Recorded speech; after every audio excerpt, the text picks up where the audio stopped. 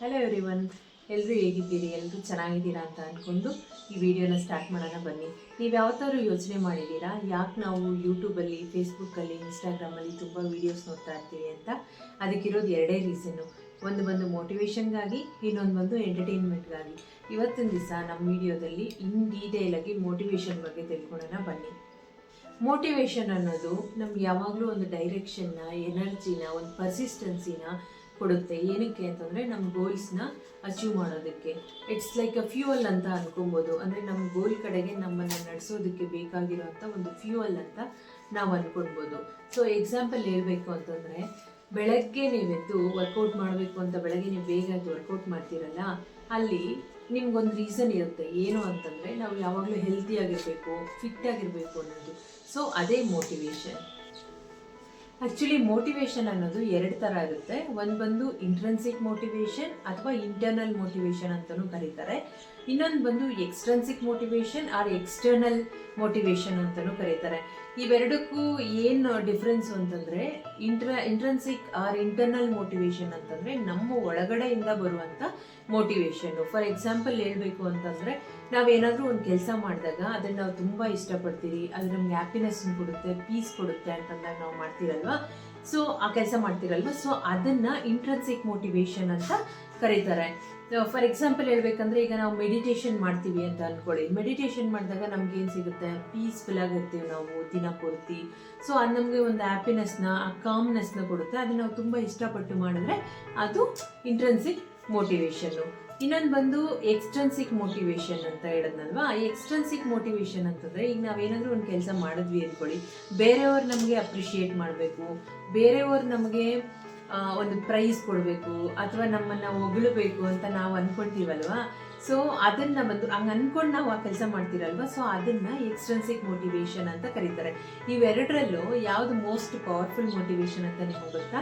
ಅದು ಬೇರೆ ಯಾವುದಲ್ಲ, intrinsic motivation. ಯಾಕಂತಂದರೆ ಅದು ನಮ್ಮ ಲೈಫ್ ಲಾಂಗ್ ಸಸ್ಟೈನ್ ಆಗುತ್ತೆ, ನಮ್ಮ ಗುರಿನ ತಲುಪೋದಕ್ಕೆ ಬೇಕಾದಂಥ ಫ್ಯೂಯಲ್ ಥರ ಅದು ವರ್ಕ್ ಮಾಡುತ್ತೆ. ಸೊ ಇವೆರಡರಲ್ಲಿ ಇರೋವಂಥ ಡಿಫ್ರೆನ್ಸ್ ನಿಮ್ಗೆ ಗೊತ್ತಾಯ್ತಲ್ವಾ?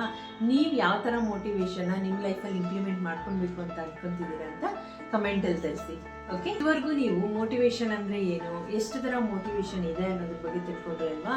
ಸೊ ಈಗ ಯಾವಾಗಲೂ ನಾವು ಮೋಟಿವೇಟೆಡ್ ಆಗಿರೋದು ಹೇಗೆ, ಮತ್ತು ಯಾವ ಥರ ಮೋಟಿವೇಶನ್ನ ನಾವು ಇನ್ಕ್ರೀಸ್ ಮಾಡ್ಕೊಬೋದು ಅನ್ನೋದ್ರ ಬಗ್ಗೆ ಈಗ ನೋಡೋಣ ಬನ್ನಿ. ಅದರಲ್ಲಿ ಫಸ್ಟ್ ಹೇಳಬೇಕು ಅಂತಂದರೆ, ನಾವು ಒಂದು ಕ್ಲಿಯರ್ ಗೋಲ್ನ ಸೆಟ್ ಮಾಡ್ಕೊಳ್ಬೇಕು. ಅದು ಏನಾದರೂ ಇರ್ಬೋದು, ನಿಮ್ಮ ವೆಲ್ತು, ಮನಿ, ರಿಲೇಷನ್ಶಿಪ್ಪು, ಕೆರಿಯರು, ಸೆಲ್ಫು, ಇದಕ್ಕೆಲ್ಲ ಸಂಬಂಧಪಟ್ಟಂಗೆ ಏನಾದರೂ ಇರ್ಬೋದು. ಒಂದು ಪರ್ಫೆಕ್ಟ್ ಗೋಲ್ನ ಸೆಟ್ ಮಾಡ್ಕೊಳ್ಳಿ. ಮತ್ತು ನೆಕ್ಸ್ಟ್ ನೀವು ಯಾಕೆ ಆ ಗೋಲ್ನ ಸೆಟ್ ಮಾಡಿದ್ದೀರಾ ಅನ್ನೋದ್ರ ಬಗ್ಗೆ ಒಂದು ಕ್ಲಾರಿಟಿ ತಗೊಳ್ಳಿ. ಮತ್ತು ಇನ್ನೊಂದೇನಂತಂದರೆ, ಆ ಗೋಲ್ ಆಲ್ರೆಡಿ ನೀವು ಅಚೀವ್ ಮಾಡಿರೋ ಥರ ನೀವು ಒಂದು ಟೈಮಲ್ಲಿ, ಅಂದರೆ ಬೆಳಗ್ಗೆ ಎದ್ದಿದ ತಕ್ಷಣ ಮತ್ತು ರಾತ್ರಿ ಮಲ್ಕೊಳಕ್ಕೆ ಮುಂಚೆ ಆಲ್ರೆಡಿ ನಿಮ್ಮ ಗೋಲ್ ಅಚೀವ್ ಆಗಿರೋ ಥರ ನೀವು ಒಂದು ವಿಶ್ವಲೈಸ್ ಮಾಡ್ಕೊತಾ ಹೋಗಿ, ಡೈಲಿ ಮಾಡ್ಕೊತಾ ಹೋಗಿ ವಿಶ್ವಲೈಸ್. ಆ್ಯಕ್ಚುಲಿ ಅದು ತುಂಬ ಪವರ್ ಇದೆ, ಅದ್ರ ಬಗ್ಗೆ ನಾವು ಇನ್ನೊಂದು ವಿಡಿಯೋದಲ್ಲಿ ಮಾತಾಡೋಣ. ಮತ್ತು ಆ ಗೋಲ್ನ ನೀವು ಈಗ ಒಂದು ರೊಟೀನ್ನ ಸೆಟ್ ಮಾಡ್ಕೊಬೇಕಾಗಿ ಬರುತ್ತೆ. ಏನಕ್ಕೆ ಅಂತಂದರೆ, ನೀವು ಒಂದು ಗೋಲ್ನ ಸೆಟ್ ಮಾಡಿದ್ದೀರಾ, ಅದ್ರ ಬಗ್ಗೆ ವಿಶ್ವಲೈಸೇಷನ್ ಎಲ್ಲ ಮಾಡ್ತಿದ್ದೀರಾ, ಬಟ್ ಅದ್ರ ಕಡೆ ನೀವು ಯಾವ ಥರ ವರ್ಕ್ ಮಾಡ್ತಿದ್ದೀರಾ ಅನ್ನೋದಕ್ಕೋಸ್ಕರ ನೀವು ಒಂದು ರೊಟೀನ್ನ ಸೆಟ್ ಮಾಡಿಕೊಂಡು ಆ ರೊಟೀನಲ್ಲಿ ನಿಮ್ಮ ಗೋಲ್ ಕಡೆ ನೀವು ಮುಂದುವರಿತಾ ಹೋಗಬೇಕು. ಸೊ ಇದೊಂದು. ಮತ್ತು ನೀವು ಒಂದು ಸಣ್ಣ ಹೆಜ್ಜೆನ ಅಥವಾ ಒಂದು ಸಣ್ಣ ಸಕ್ಸಸ್ನ ನೀವು ನಿಮ್ಮ ಗೋಲ್ಗೆ ಸಂಬಂಧಪಟ್ಟಂಗೆ ನೀವು ವಿನ್ ಮಾಡಿದ್ರು ಸಹ ಅದನ್ನು ನೀವು ಸೆಲೆಬ್ರೇಟ್ ಮಾಡ್ಕೊಳ್ಬೇಕಾಗುತ್ತೆ. ನಿಮ್ಮ ಒಂದು ಮೈಂಡಿಗೆ ಆ ಒಂದು ಎಂಟರ್ಟೈನ್ಮೆಂಟ್ನ ನೀವು ಕೊಡಬೇಕಾಗುತ್ತೆ. ಸೊ ಅದು ನಿಮ್ಮನ್ನು ಇನ್ನೂ ಮೋಟಿವೇಶನ್ ಇನ್ಕ್ರೀಸ್ ಮಾಡ್ತಾ ಹೋಗುತ್ತೆ. ಮತ್ತು ನೆಕ್ಸ್ಟ್ ಒನ್ ಏನು ಅಂತಂತಂದರೆ, ಯಾವ್ದು ಹೆಂಗೆ ಇರಲಿ ಆ ಗೋಲ್ ಕಡೆ ನೀವು ಆ್ಯಕ್ಟಿವ್ ಆಗಿ ವರ್ಕ್ ಮಾಡಬೇಕಾಗಿರೋದು ತುಂಬ ಇಂಪಾರ್ಟೆಂಟ್ ಆಗಿರುತ್ತೆ. ಆವಾಗ ಮಾತ್ರನೇ ನಿಮಗೆ ಮೋಟಿವೇಶನ್ನು ಇರುತ್ತೆ, ನಿಮ್ಮ ಗೋಲ್ನ ಅಚೀವ್ ಸಹ ಮಾಡೋಕ್ಕಾಗ್ತೀರಾ. ನಿಮ್ಮ ಗೋಲ್ ಕಡೆ ನೀವು ಎಷ್ಟು ಮುಂದುವರೆದಿದ್ದೀರಾ ಅನ್ನೋದನ್ನ ಯಾವಾಗಲೂ ಟ್ರ್ಯಾಕ್ ಮಾಡ್ತಾ ಇರಿ. ಬಟ್ ಡಿಮೋಟಿವೇಟ್ ಆಗುವಂಥ ಅವಶ್ಯಕತೆ ಇಲ್ಲ. ಈಗ ನಾವು ಒಂದು ಕೆಲಸ ಮಾಡಬೇಕು ಅಂದ್ಕೊಂಡಿರ್ತೀವಿ, ಅದು ಮಾಡೋಕ್ಕಾಗಿರಲ್ಲ, ಸೊ ಇಟ್ಸ್ ಓಕೆ, ಪರವಾಗಿಲ್ಲ, ನೆಕ್ಸ್ಟ್ ಅದನ್ನು ಮಾಡ್ತಾ ಹೋಗಬೇಕು. ಬಟ್ ಇದು ಕಂಟಿನ್ಯೂಸ್ ಆಗಿರಬೇಕು, ಜಾಸ್ತಿ ನಾವು ಸ್ಕಿಪ್ ಎಲ್ಲ ಮಾಡೋಕ್ಕೆ ಹೋಗ್ಬಾರ್ದು. ನಿಮ್ಮ ಗೋಲ್ ಕಡೆ ನೀವು ಕಂಟಿನ್ಯೂಸ್ ಆಗಿ 60 ಡೇಸ್ ವರ್ಕ್ ಮಾಡಿದ್ದೀರಾ ಅಂತಂದರೆ ಅದು ನಿಮ್ಮ ಹ್ಯಾಬಿಟಾಗಿ ಕ್ರಿಯೇಟ್ ಆಗುತ್ತೆ. ಡೆಫಿನೆಟ್ಲಿ ನಿಮ್ಮ ಗೋಲ್ನ ನೀವು ಅಚೀವ್ ಮಾಡ್ತೀರಾ. ನೀವು ಯಾವಾಗಲೂ ಮೋಟಿವೇಟೆಡ್ ಆಗೇ ಇರ್ತೀರ.